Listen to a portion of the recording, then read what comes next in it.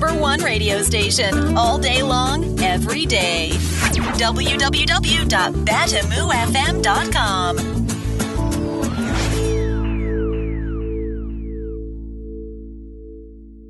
Hi there and welcome to BATIMU FM. We are based out here in Belgium, to be precise, in Antwerp, the Diamond City. We will be talking to somebody who has been a survivor of human trafficking to Kuwait.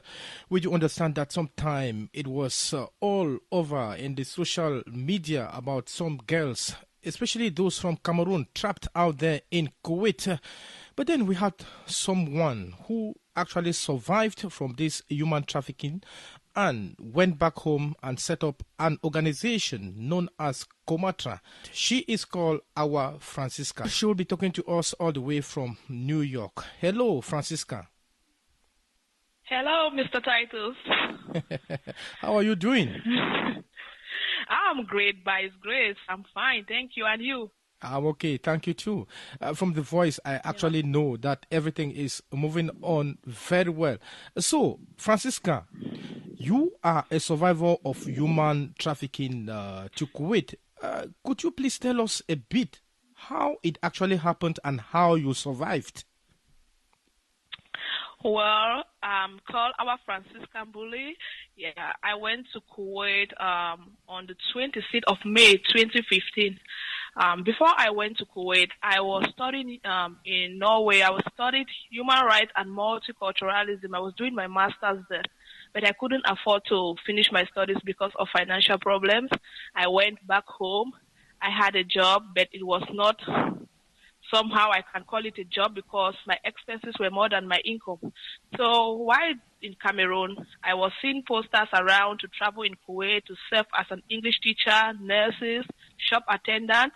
Unfortunately for me, someone around my neighborhood met me.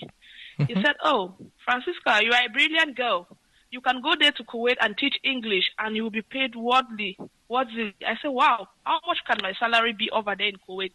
He said 500,000 francs CFA and free accommodation. I was so moved. I have my passport.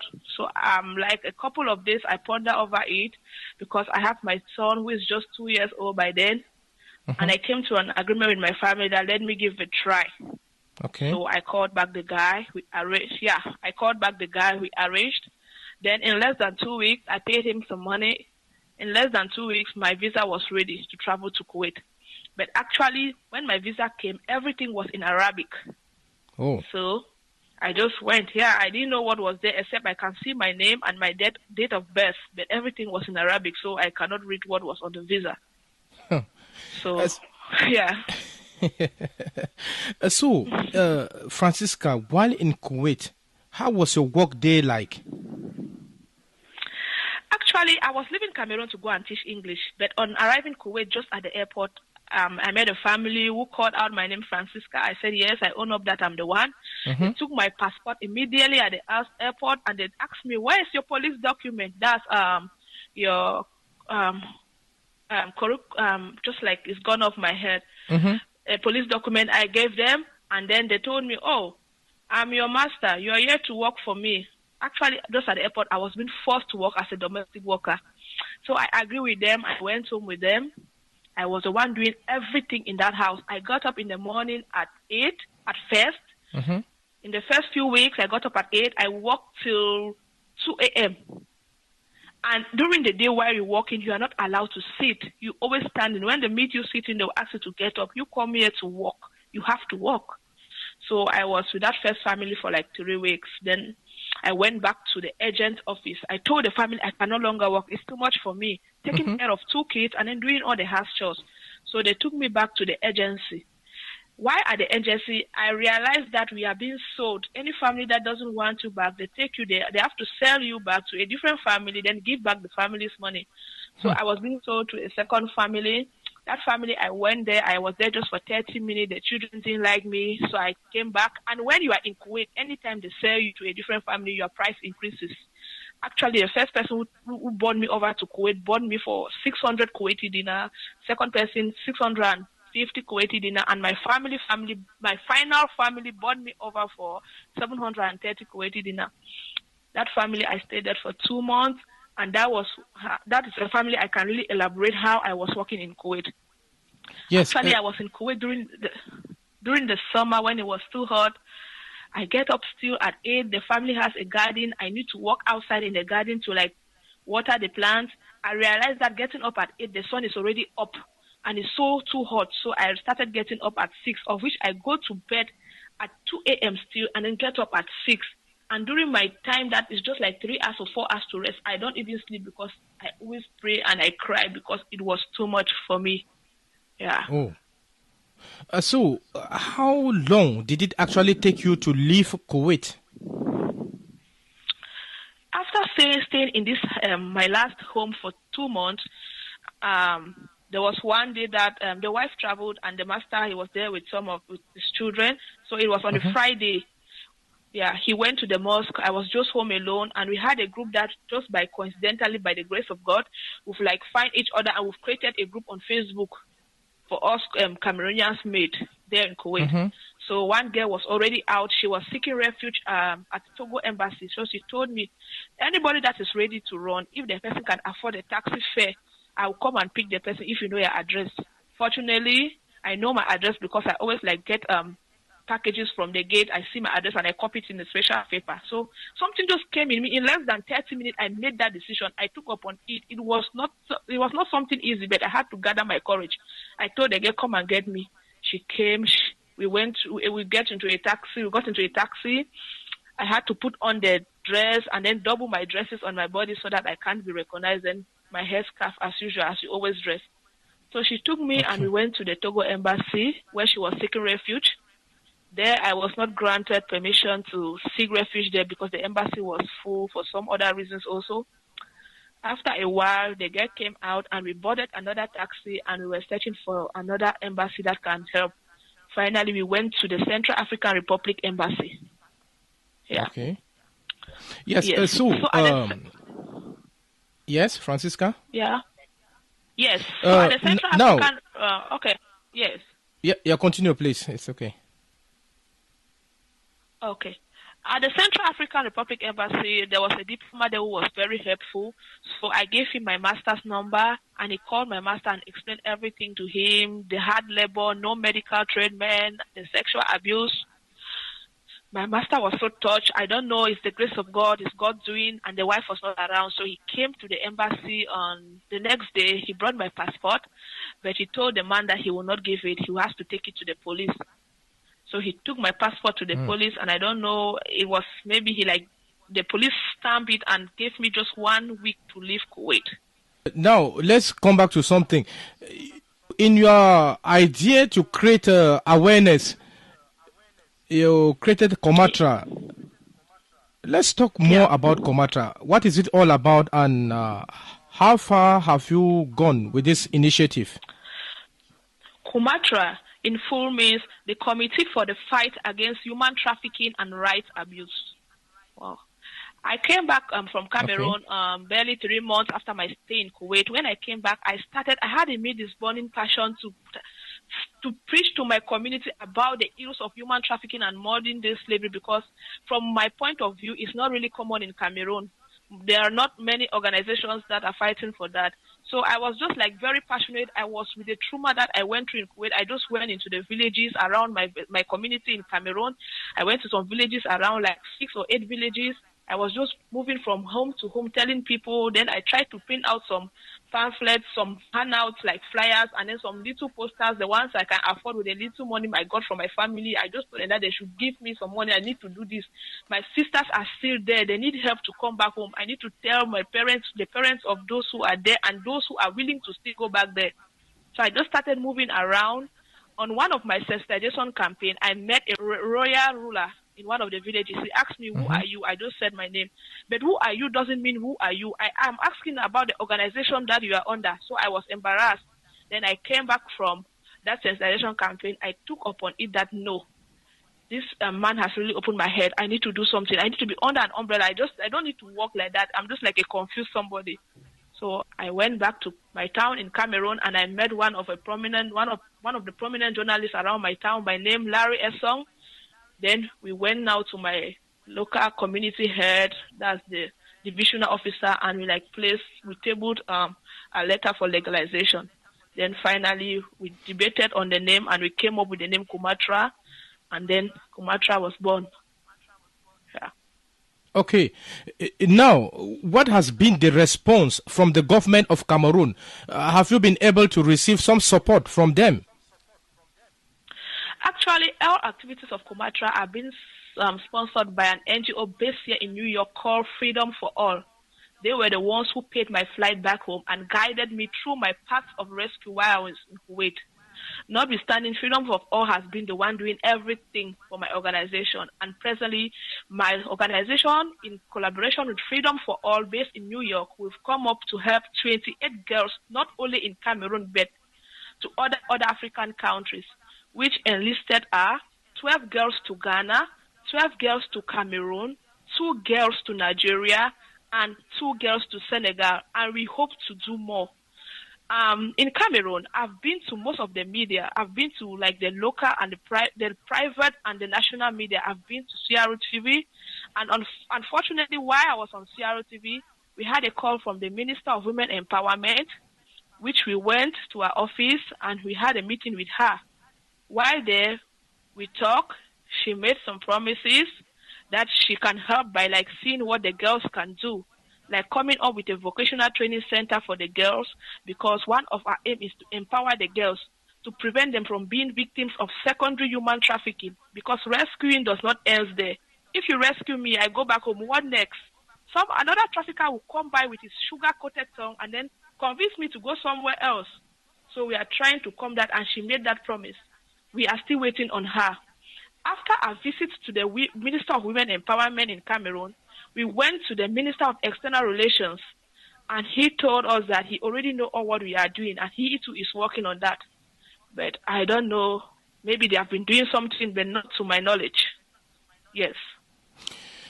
Okay, you just said that she promised to create some sort of a recreational center for those who are sent back home.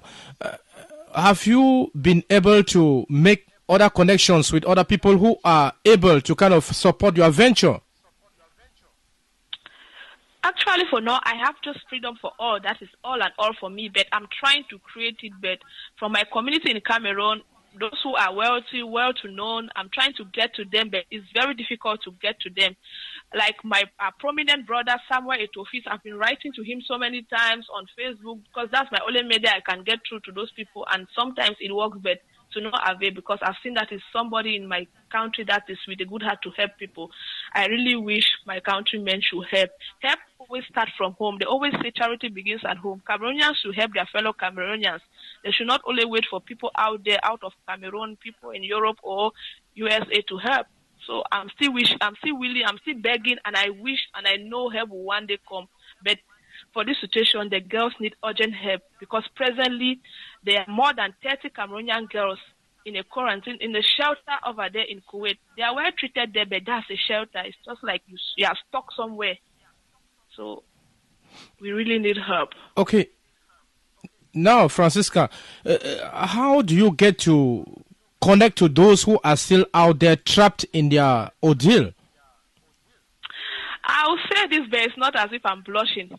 Francisca is like a hero when it comes to every girl in the shelter in Kuwait and those still trapped at their various homes.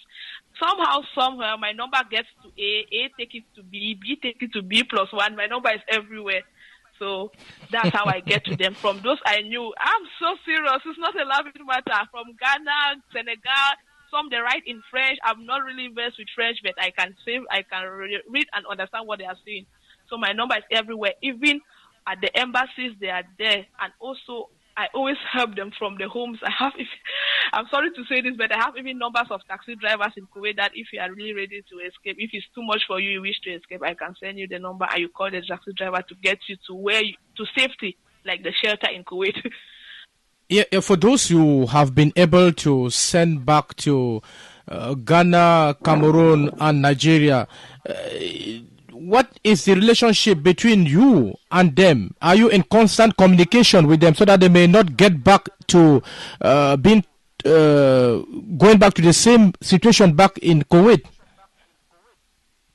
Yes, we are in constant communication, and Comathra have come up with creating like a WhatsApp page to get the girls. I always advise them and tell them to be patient that one of my organization's goal is empowerment. So I'm trying to work on that. While rescuing, I'm struggling to come up with some things that we can do. So I'm struggling to sort help, like financial help, so that I can give them to start up a little bit, like little petite trade for themselves.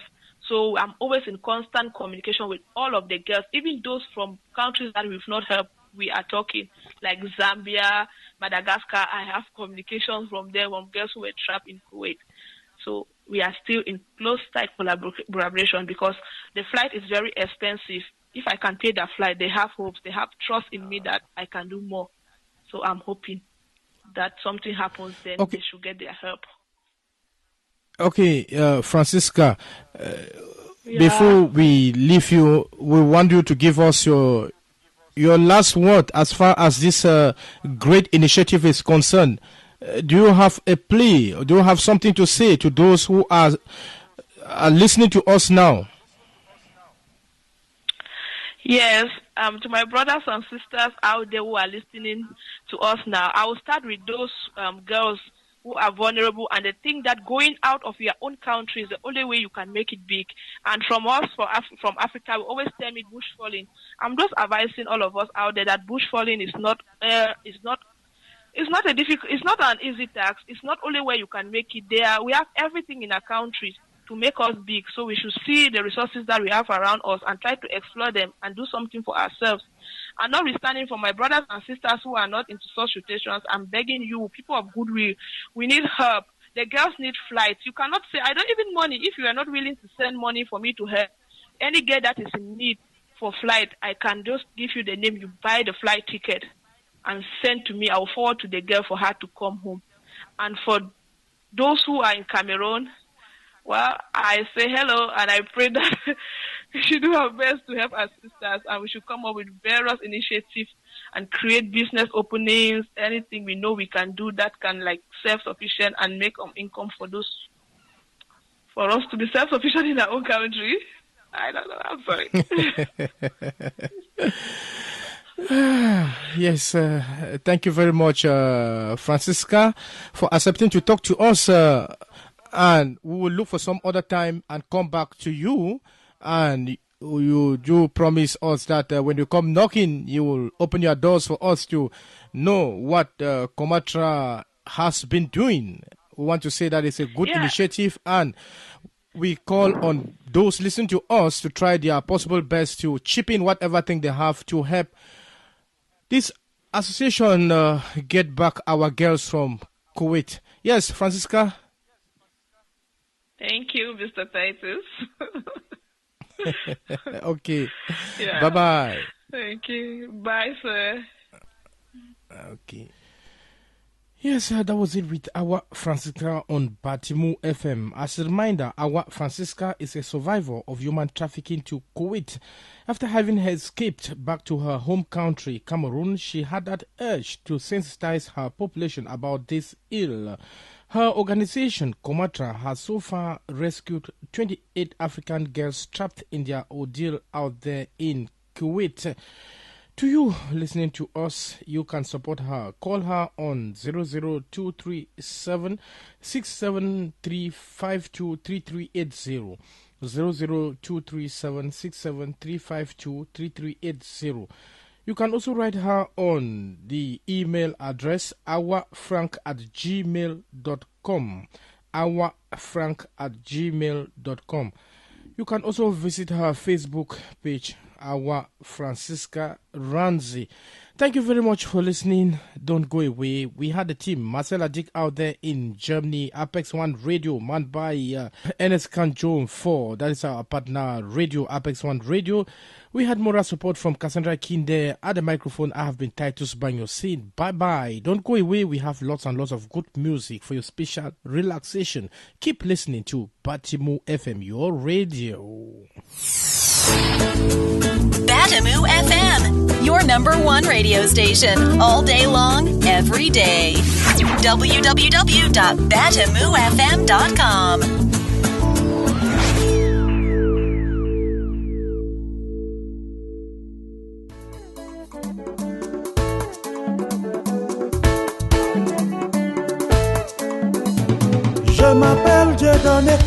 t'ai tout donné.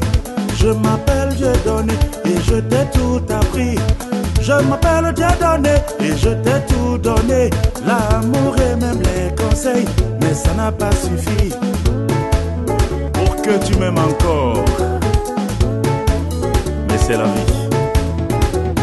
Je m'appelle Dieudonné et je t'ai tout donné. Je m'appelle Dieudonné et je t'ai tout appris. Je m'appelle Dieudonné et je t'ai tout donné. L'amour, la gentillesse, mais ça n'a pas suffi. Oh, à Dieudonné, oh. C'est moi Dieudonné. À Dieudonné. C'est moi Dieudonné. À Dieudonné. C'est moi Dieudonné. À Dieudonné. C'est moi Dieudonné. Oh là là là.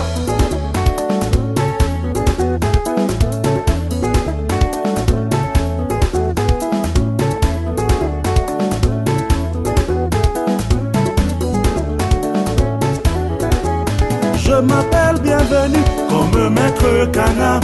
Et quand je suis venu, tu m'as bien accueilli. C'était pour mieux me finir et tu m'as bien fini. Je n'ai plus de sentiments, je circule la vie. Oh, à Dieu donné, oh. C'est moi Dieu donné. À Dieu donné, oh. C'est moi Dieu donné. Mais à Dieu donné, oh. C'est moi Dieu donné. Laissez-moi Dieu donner, oh. C'est moi Dieu donné. Oh là là là.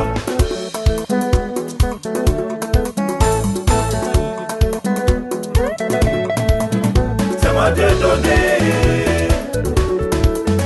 Regardez-moi bien. J'ai tout donné. Je suis resté comme ça, comme ça, comme ça, comme ça.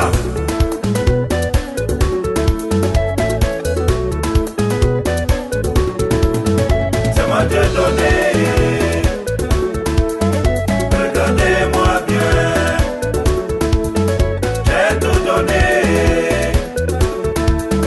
Je suis resté comme ça, comme ça, comme ça. Mes amis, méfiez-vous quand vous êtes amoureux. Les amis, attention quand vous êtes amoureux. Faut y aller un peu devant et l'autre derrière. Car en matière d'amour, y a pas de garantie. C'est moi Dieu donné. Regardez-moi bien. J'ai tout donné. Je suis resté comme ça, comme ça, comme ça. Je suis resté comme ça, comme ça, comme ça. Ha ha ha ha! You want my son for Ferrara? Kala amamo. Amamo, amamo, amamo, amamo, amamo. C'est moi Dieu donné. Regardez-moi bien. J'ai tout donné. Je suis resté comme ça, comme ça, comme ça. Je suis resté comme ça, comme ça, comme ça. C'est moi Dieu donné. Regardez-moi bien. J'ai tout donné. Je suis resté comme ça, comme ça, comme ça. Je suis resté comme ça, comme ça, comme ça. Je suis resté comme ça, comme ça, comme ça. Je suis resté comme ça, comme ça, comme ça. Je suis resté comme ça, comme ça. E kokotandolo yena mamba mona bolino wae. Nde wawalae. Wala nde oti ambae. Kokotandolo yena mamba mona leno wae. Nde wawalae. Donde di wo iwe mbae. Amuna muto wanjanjoni janjoni. Amuna muto na wolonde bele. Amuna muto wanjanjoni janjoni ndologo. Wamo mapulande na bana bombe jinge. E kokotandolo yena mamba mona bolino wae. Nde wawalae. Wala nde oti ambae. Kokotandolo yena mamba mona leno wae. Nde wawalae. Donde di wo iwe mbae.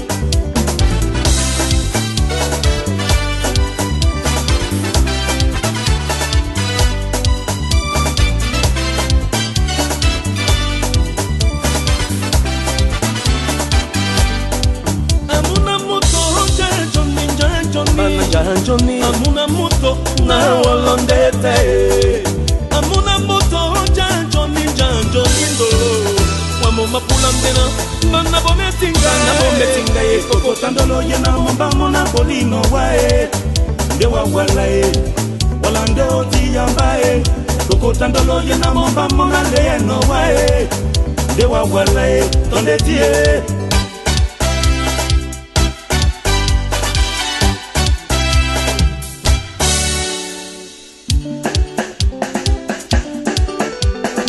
Lokola sabe pete Odaido Alae Mujame London de Longi Alae Mujame Alae Mujame London de Longi Alae Mujame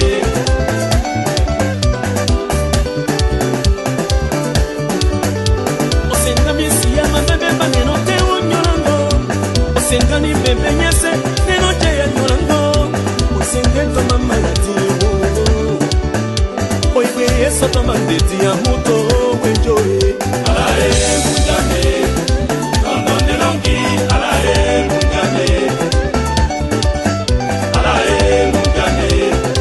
London de Longi alae mujame o matamba kona ngene ni na peta noe o bona piso wone nani bayo ye nomba nani bwana makomi sondu kate unyango alae London de Longi, alae mujame. Sema, alae mujame. London de Longi, alae mujame. Sema, sasa, umwa, chama, sema, umwa, wede, sema. Omatemba kona ngeyane ni na beta noe. Obuna tekiwone. Nani bama yoye nomba Nani yana makomi mila Ukate onyo langoe Oife yeso tomba deti Oise ngeto mamba la tia mutu Oife yeso tomba deti ya iwe joe Alae mujame London de Longi Alae mujame Alae mujame London de Longi Alae mujame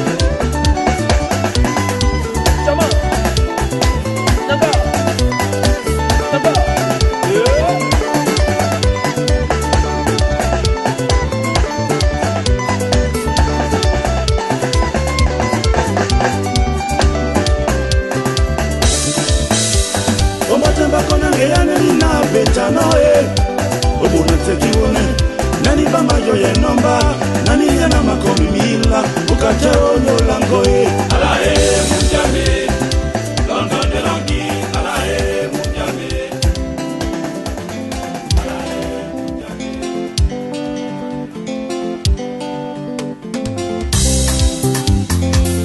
African it on the money Otaibi njaba mabola nenomo Wala mawum sembenge Mito amindene Bomi bawa African it on the money Otaibi njaba mabola nenomo Mbalamie Kebo tomboti indene Na biju indene Bomi bawa